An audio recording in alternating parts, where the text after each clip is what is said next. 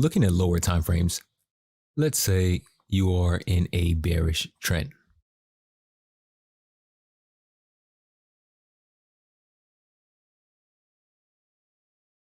Let's say you're in a bearish trend. So on the lower time frames, what you're looking for is, if you mark up your extremes, and let me show you the settings real quick. These are the settings. And I explained extreme levels multiple times before, but this is your premium and this is your discount. This is where selling the item would be cheap, and this is where buying the item would be cheap. So knowing that,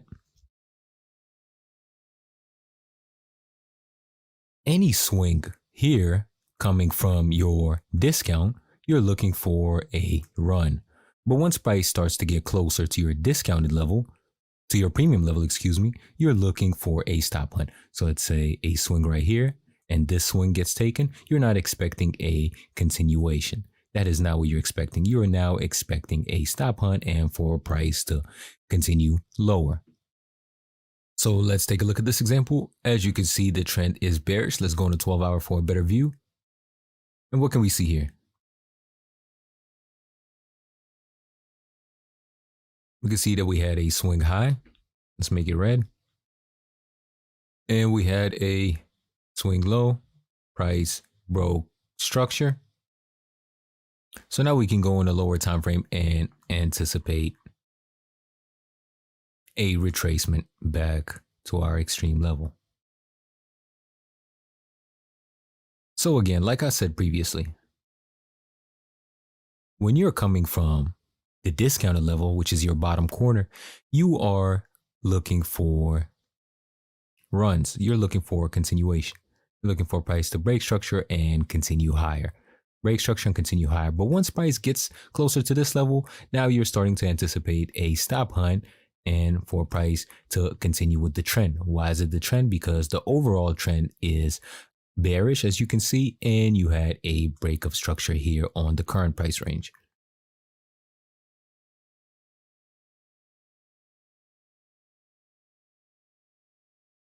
So let's just mark these levels.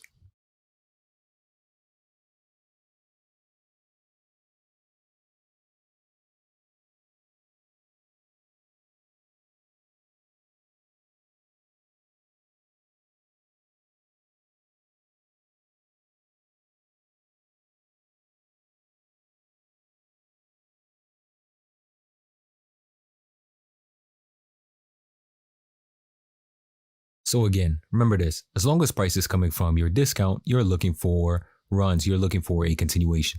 When price reaches your premium level, your top quarter, you're looking for a stop hunt.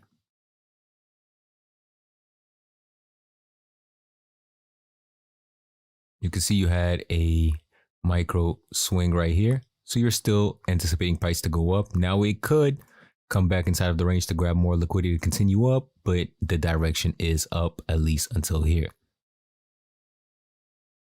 And one way to trade these runs, which I'll make a separate lesson on, is to get in a continuation trade. So once price gets to this level, you are in a continuation trade. That'll be one way to trade it. And we'll have a whole lesson in how to figure everything out as far as your risk to reward and everything like that. So now price is coming back inside of the range. Now you have your swing right here. So you can anticipate price to still continue higher.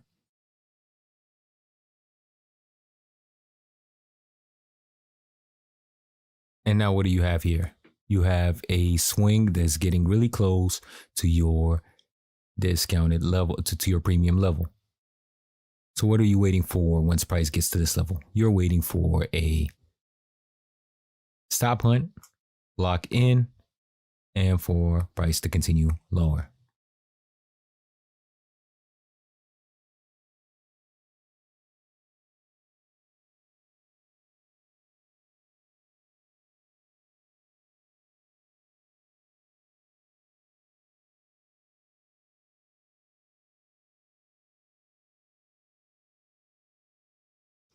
Price is still not breaking this level. Let's pay attention.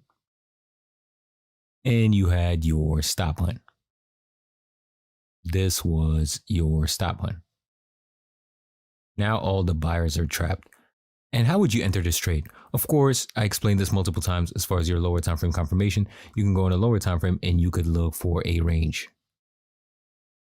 So let's clear this, make it a little bit more clear.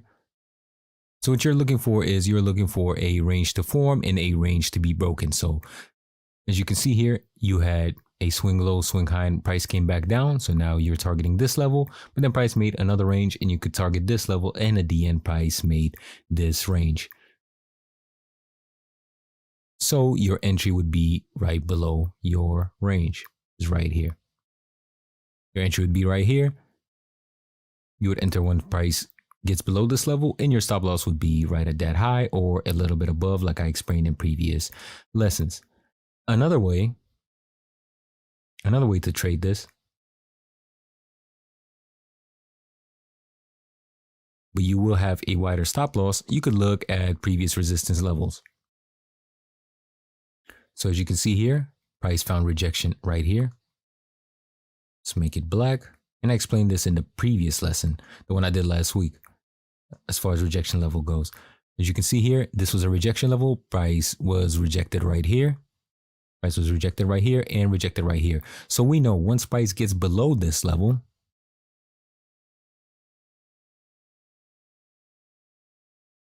and completely breaks this level, you can enter the trade. Your stop loss right here. And where would your TP be? Your TP will be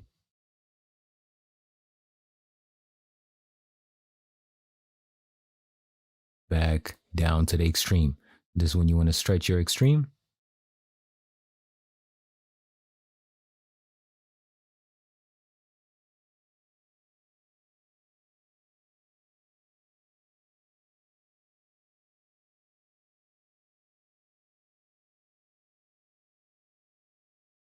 Hope you guys enjoyed this video. Make sure you like, share, and subscribe. And if you guys like the video, make sure you like the button. And if we reach 500 likes, I will make an advanced lesson about this topic.